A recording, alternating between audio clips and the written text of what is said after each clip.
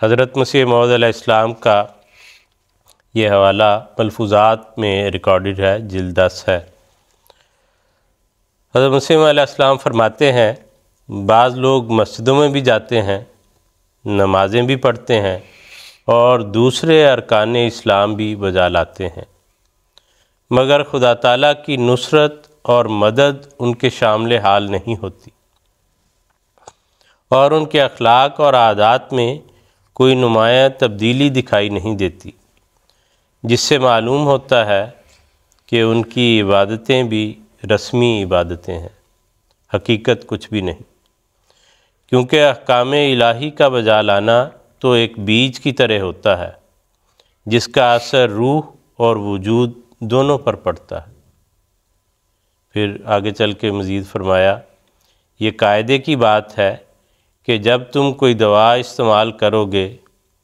اور اگر اس سے کوئی فائدہ محسوس نہ کرو گے تو آخر ماننا پڑے گا کہ یہ دوا موافق نہیں۔ یہی حال ان نمازوں کا سمجھنا چاہیے، یعنی یہ عبادات اگر ہمارے روح اور وجود پر حقیقی طور پر کوئی اثر نہیں ڈال رہی اور ہمارے اخلاق میں، ہمارے رویے میں، ہمارے روزمرہ کے معاملات میں کوئی مثبت تبدیلی نظر نہیں آ رہی، تو یہ سوچنے کا مقام ہوگا کہ کیا ہم صرف اور صرف بھوکے پیاسے رہنے کی ایک مشق کر رہے ہیں، یا حقیقتاً جو روزے کا مقصد تھا جس میں اللہ تعالیٰ فرماتا ہے کہ تاکہ تم تقوی حاصل کرو، کیا اس کی طرف بھی ہم نے حقیقتاً سفر شروع کیا ہے یا نہیں۔ اللہ تعالیٰ مجھے بھی اور آپ سب کو بھی اللہ تعالیٰ کے ارشادات، حضور صلی اللہ علیہ وسلم کی رہنمائی،